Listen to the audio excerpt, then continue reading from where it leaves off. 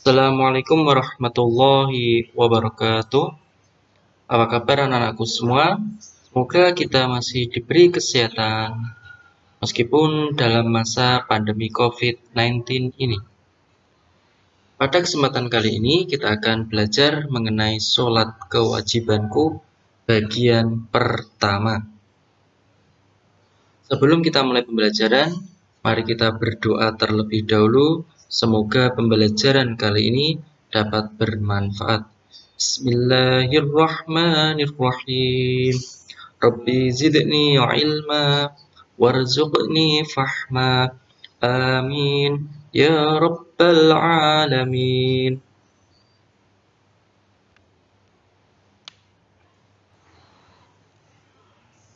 Tujuan pembelajaran yang akan kita capai pada pembelajaran kali ini, yang pertama, diharapkan anak-anak semua dapat memahami makna sholat. Tujuan pembelajaran yang kedua, yaitu anak-anak dapat memahami hikmah sholat. Sebelum kita masuk ke materi, anak-anak dapat absen terlebih dahulu di kolom komentar dengan menuliskan nama, nomor absen, dan asal sekolah.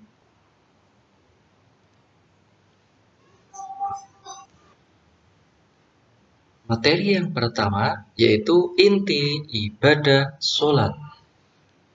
Hal yang akan kita pelajari pada inti ibadah sholat ini yaitu mengenai sholat ini termasuk rukun Islam yang kedua.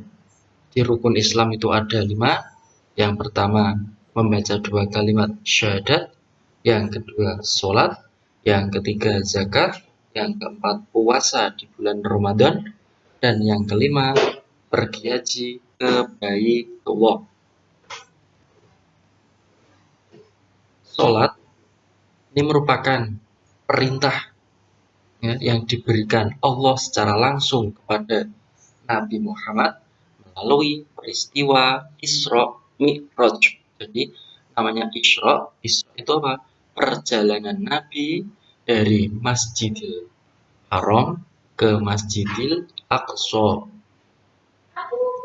Sedangkan Mi'raj ini merupakan perjalanan Nabi dari Masjidil Aqsa ke Sidratul Muntaha, ya, langit saf 7. Di sini Nabi melakukan Isra Mi'raj dengan mengendarai buraq. Ya, buraq itu semacam ada yang bukan seperti kuda tapi memiliki sayap dengan kecepatan seperti kilat, cepat seret. Nah, sudah sampai cepat sekali. Selanjutnya, sholat ini merupakan ibadah yang diawali dengan takbiratul ihram dan diakhiri salam. Biasanya orang yang memiliki tangan atau normal dapat mengangkat kedua tangan ketika takbiratul ihram sampai telinga, Allahu Akbar. Terus diakhiri dengan salam, noleh ke kanan, noleh ke kiri, dengan baca Assalamualaikum warahmatullahi wabarakatuh. 2 kali ya. Selanjutnya, sholat itu ada yang wajib dan ada yang sunat. Kalau sholat wajib berarti apa? Harus dikerjakan bagi yang sudah termasuk syarat wajib. Jadi ada 5 waktu yang wajib. Sholat subuh, duhur, asar, maghrib, dan isya. Terus sholat sunnah, contohnya apa? Contohnya sholat duha, sholat tahiyatul masjid, sholat rawatib, qobliyah ba'diyah, sholat idul fitri, sholat idul adha, itu merupakan sholat sunnah. Kalau sholat sunnah itu jika dikerjakan dapat pahala, jika tidak dikerjakan tidak mendapat dosa. Selanjutnya, sholat di sini tujuannya untuk apa? Mencegah perbuatan keji dan mungkar. Inna sholata tanha 'anil fahsya'i wal munkar. Tapi sholatnya harus yang benar-benar khusyuk. tadi jika dilakukan dengan khusyuk ya, maka dapat mencegah perbuatan dan mungkar. Itu apa? Jadi, sholat itu benar-benar ketika kita sholat, kita tidak memikirkan hal-hal duniawi. Kita hanya berserah diri memohon kepada Allah. Untuk soal yang pertama, apakah arti Isra Mi'raj? Soal yang kedua, sebutkan 3 contoh sholat sunnah. Yang ketiga, apakah tujuan dari sholat?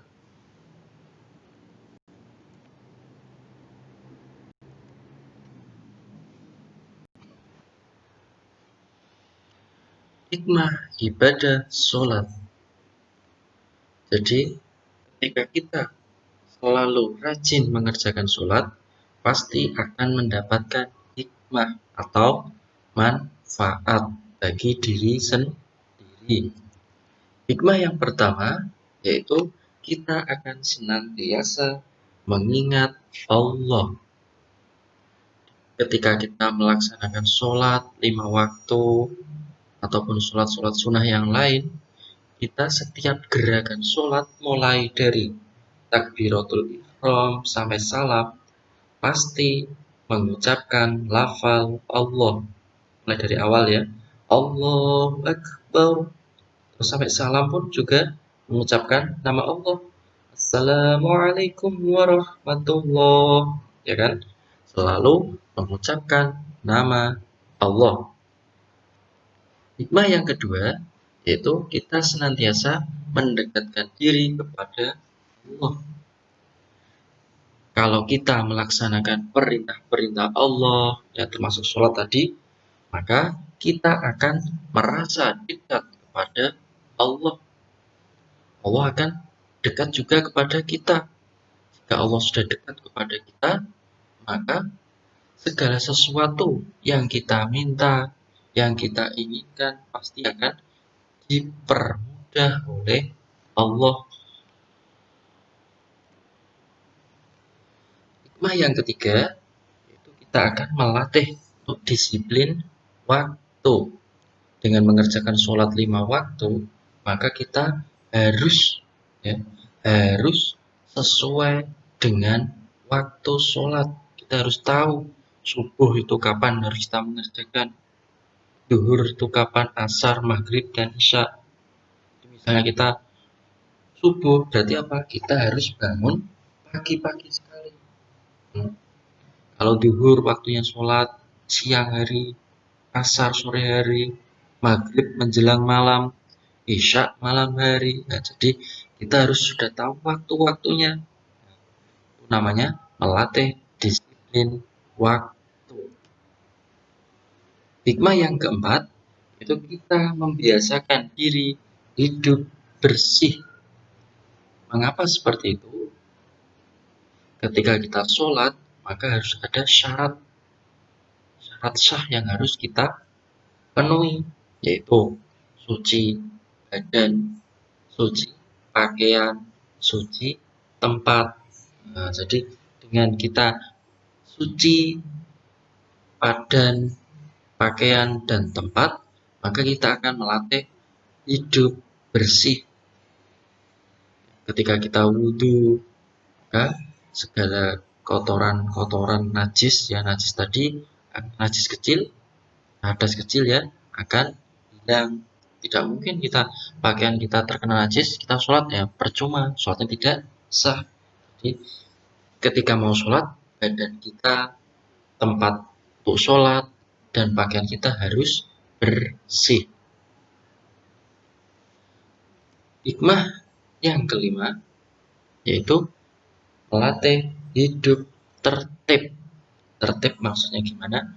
Tertib itu urut, ya. Jadi kita ketika mengerjakan sholat tuh harus urut, mulai takbiratul ihram, ya Allahu Akbar, terus membaca, ya sambil bacanya tadi takbiratul ihram ya. Setelah itu kita membaca doa iftitah, baca surat Al-Fatihah, surat pendek, setelah itu ruko, iktidal, sujud. Nah, harus urut. Ketika kita melaksanakan segala sesuatu juga sebaiknya secara urut dan teratur supaya hasil yang kita kerjakan akan menjadi baik. Untuk soal yang keempat, mengapa sholat dapat membiasakan diri hidup bersih? Untuk soal yang kelima, mengapa sholat dapat melatih kedisiplinan? Demikian pembelajaran kali ini.